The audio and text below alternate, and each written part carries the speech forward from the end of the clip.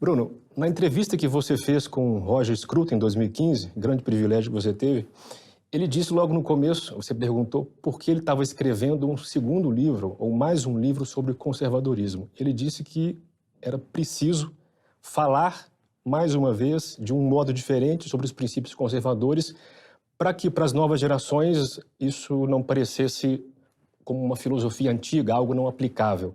Você acha que os conservadores brasileiros têm conseguido fazer isso com o conservadorismo no Brasil? Dessa forma que o Scruton fazia, não, porque aqui é tudo muito novo, considerando essa tentativa mais ou menos desorganizada de restauração da nossa própria tradição. E aí, enfim, nós temos uma série de problemas. No caso do Scruton, ele tem uma tradição estabelecida sobre a qual ele podia escrever. Ele tinha um legado intelectual, um legado histórico, um legado político, tudo isso facilitava a vida dele como um conservador britânico. Então, o simples fato dele ratificar essa tradição de uma forma talvez diferente dos outros autores, o que é que eu quero dizer com isso? O Scruton fazia uma coisa que os outros autores da tradição conservadora britânica se negavam um pouco a fazer, que era definir o que era o conservadorismo e definir o que era ser conservador.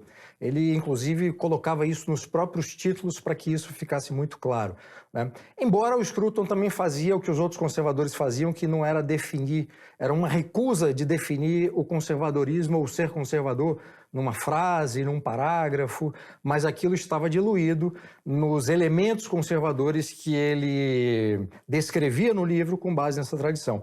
No caso do Brasil, nós temos uma dificuldade, porque nós tivemos uma tradição conservadora no século XIX, uma tradição política, uma tradição intelectual que foi golpeada de morte quando do golpe militar republicano em 15 de novembro de 1889. E essa tradição foi golpeada de morte e, enfim, ela foi destruída do ponto de vista intelectual e do ponto de vista político.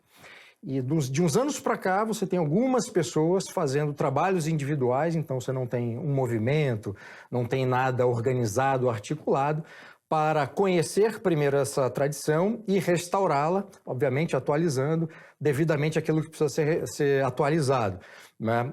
Então, esse trabalho é um pouco mais difícil, no caso do conservador brasileiro, do que aquele do Scruton, mas, de qualquer forma, é um trabalho que precisa ser feito. Ou seja, apresentar que tradição era essa, quais eram os elementos que constituíam essa tradição, tanto intelectual quanto política, e modificar o que tem que ser modificado. A gente não pode simplesmente pegar essa tradição e transplantá-la para 2022. Esse é um desafio que eu assumi, uma responsabilidade que eu assumi anos atrás, e algumas outras pessoas têm feito esse trabalho também.